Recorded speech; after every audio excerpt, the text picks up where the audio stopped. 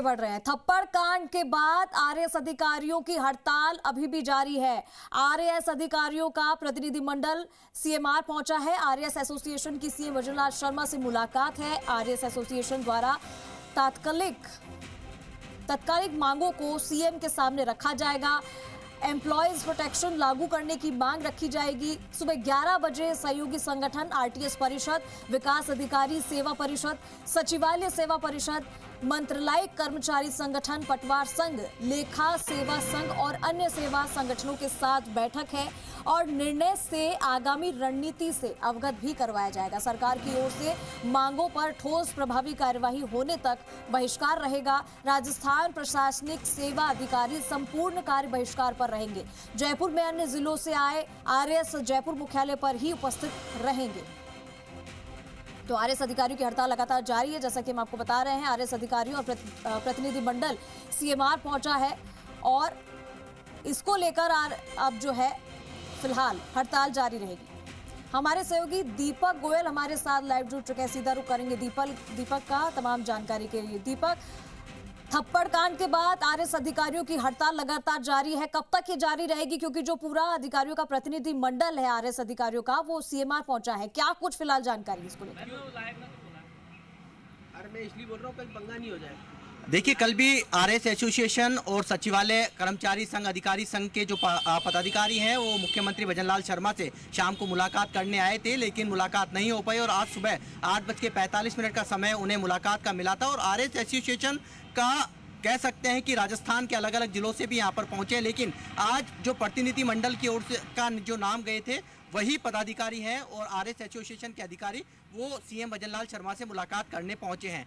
Employ protection act यहाँ लागू किया जाए, साथ में पीएसओ जो फील्ड में अधिकारी रहते हैं, जिसमें भले ही एसडीएम हो, तहसीलदार हो, निकायों के अधिकारी हो जो फील्ड में तैनात रहते हैं, उनको पीएसओ है वो दिए जाएं, क्योंकि ये लंबे अरसे से आरएएस अधिकारियों की मांग होती रही है। जब भी आरएएस अधिकारियों का अधिवेशन होता है तो ये मांग पुरजोर तरीके से उठाई जाती है। हालांकि आज मसला थप्पड़ कांड से जुड़ा है, जिसकी गूंज राजस्थान में सुनाई दे रही है और कल सचिवालय के गांधी जी की प्रतिमा के आगे भी आरएएस एसोसिएशन यानी कि पहली मर्तबा इस तरह की तस्वीरें देखने को मिली कि सरकार से जो आरएएस अधिकारी बतौर कार्यपालक मजिस्ट्रेट अपनी ड्यूटी निभाते हैं और लॉ एंड ऑर्डर की उनके कंधों पर जिम्मेदारी होती है उस क्षेत्र की, वो अपनी सुरक्षा की गुहार लेकर गांधी जी की प्रतिमा के आगे काली पट्टी बांधकर उन्होंने धरना दिया। हालांकि उनका कहना है कि जब तक सीएम भजनलाल शर्मा से मुलाकात नहीं हो जाती है वो पूरी तरीके से संतुष्ट नहीं हो जाते हैं। क्या कुछ आश्वासन मिलता है और क्या उन आश्वासन से वो आश्वस्त होते हैं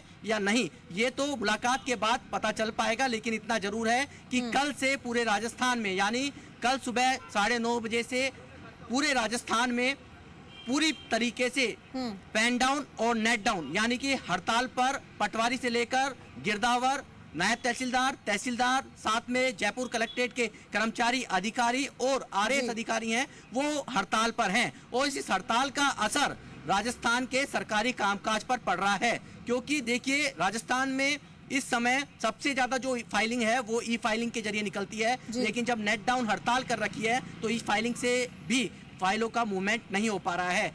हालांकि मुलाकात के लिए सीएमआर के अंदर जो आरएएस एसोसिएशन है या राजस्थान मंत्रालय कर्मचारी हैं, इसके अलावा सचिवालय कर्मचारी संघ हैं, उनके पदाधिकारी वो पहुंच चुके हैं और मुलाकात के बाद में ये तय होगा कि उनकी आगामी रणनीति क्या रहती है। क्योंकि जिस तरीके से उन्होंने कहा है कि 11 बजे आरएएस एसोसिएशन को जिन संगठनों ने समर्थन दिया है, भले ही वो राजस्थान तहसीलदार सेवा के अधिकारी हो या फिर राजस्थान सचिवालय कर्मचारी हो, लेखा सेवा के अधिकारी हो, तमाम जो अलग अलग संगठन हैं जिन्होंने समर्थन दिया है उनसे राय शुमारी की जाएगी, उनके साथ बैठक की जाएगी और आगे की रणनीति तय की जाएगी। सीएम के साथ भी मुलाकात है, इसको लेकर क्या कुछ जानकारी हो चुकी है? सभी आरएएस एसोसिएशन की सीएम भजनलाल शर्मा से भी मुलाकात है, इसको लेकर क्या जानकारी?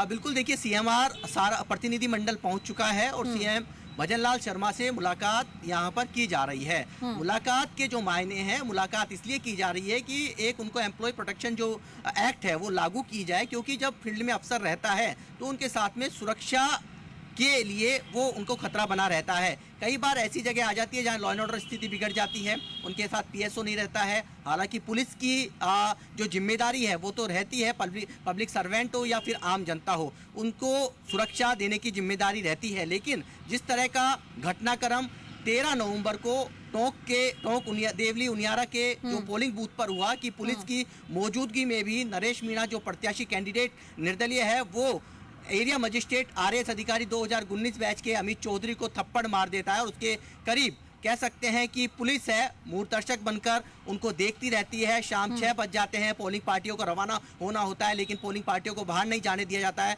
रात 10 बजते बजते उपद्रव हो जाता है, गाड़ियां जला दी जाती है, आगजनी की घटनाएं हो जाती हैं, कई लोग घायल हो जाते हैं। तो इस तरह की जब घटनाएं होती हैं तो इनको तत्काल रोका जा सके, और जब अधिकारी जिसके ऊपर लॉ एंड ऑर्डर की जिम्मेदारी है और जो फील्ड में तैनात अफसर सीनियर अफसर है उनके जो नीचे मातहत हैं उनको उनके आदेशों की अवहेलना है वो नहीं की जाए और कार्रवाई के अधिकार हैं। ठीक है, कार्रवाई के अधिकार है और इनकी अवहेलना भी नहीं होनी चाहिए और इस तरीके की जब चीजें होती है तो उन पर एक्शन भी तत्काल लेना चाहिए। बहुत शुक्रिया दीपक आपका इस तमाम जानकारी के लिए।